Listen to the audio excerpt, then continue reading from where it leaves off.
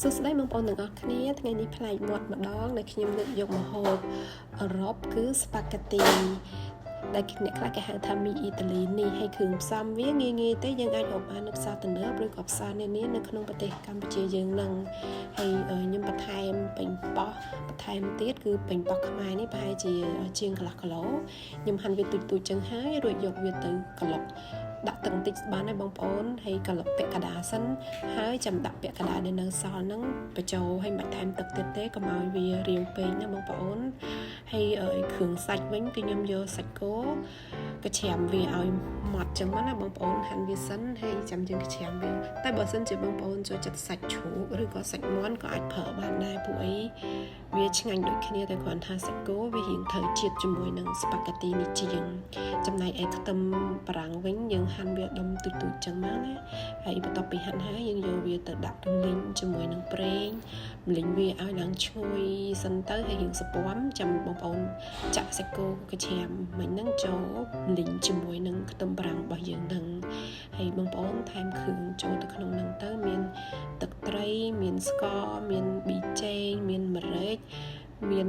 អំបិលបន្តិចណាហើយរំងាស់វាកូរវាឲ្យចូលជាតិគ្នារួចហើយចាំយើងចាក់ទឹកប៉េងប៉ោះដែលយើងប៉ិនមុនហ្នឹងចូលហើយជាមួយនឹងទឹកសដែលយើងទិញហ្នឹងដាក់បន្ថែមទៀតទៅដើម្បីបង្កើនរសជាតិវាឲ្យដុតឆ្ងាញ់ហើយបងប្អូនកូរវាអញ្ចឹងមករំងាស់វាទុកចោលប្រហែលជា20នាទីអីអញ្ចឹងទៅដើម្បីឲ្យវាហ៊ីងទឹកតិចចាហើយឥឡូវយើងចូលដល់វគ្គស្រុះស្ប៉ាហ្គេទីវិញម្ដងដោយដំបូងហ្នឹងគឺយើងចាក់ផេងចូលទៅក្នុងទឹកស្រុះហ្នឹងបន្តិចទៅរួចហើយដាក់អំបិលមួយចិបហើយចាំយើងដាក់សរសៃស្ប៉ាហ្គេទីរបស់យើងម្ដុំមិញហ្នឹងដាក់ចូលទាំងអស់ទៅបងប្អូនហើយពេលដាក់ហ្នឹងបងប្អូនកុំភ្លេចអាសាកូរវាឡើងចុះដើម្បីកុំឲ្យវាស្អិតជាប់គ្នាណាបងប្អូនហើយរយៈពេលស្រុះគឺយើងស្រុះតែ15នាទីទេបន្ទាប់ពី15នាទីហើយសរសៃស្ប៉ាហ្គេទីយើងក៏រៀងឆ្អិនហើយវារៀងហ៊ីកបន្តិចណាហើយបងប្អូនអាចលើកចុះបានពេលលើកចុះហ្នឹងបងប្អូនកុំភ្លេចដាក់ទឹកត្រជាក់ភ្លាមទៅណាបងប្អូនដើម្បីឲ្យសរសៃស្ប៉ាហ្គេទីយើងទន់ល្អ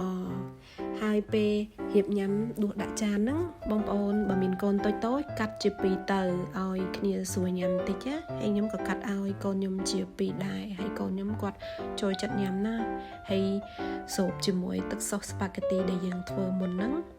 យកវាមកដាក់ពីលើមកបងប្អូនចង់ដាក់តិចច្រើនទៅតាមចំណង់ចំណូលចិត្តបងប្អូនទេហើយរសជាតិវាជូរអែមត្រូវគ្នាជាមួយនឹងសរសៃមីស្ប៉ាហ្គេទីយើងនេះណាហើយបងប្អូនកុំភ្លេចបន្ថែមហេបបងប្អូនអាចរកទិញបាននៅផ្សារទំនើបកតិចដូចយើងរួយពីលើភីហ្សាហ្នឹងដើម្បីឲ្យស្ប៉ាហ្គេទីយើងវាឈ្ងុយឆ្ងាញ់ហើយស្ប៉ាហ្គេទីយើងគឺមានតែប៉ុណ្្នឹងទេវាងាយស្រួលទេហើយបងប្អូនអាចសាកល្បងធ្វើញ៉ាំនៅផ្ទះដោយខ្លួនឯងបាន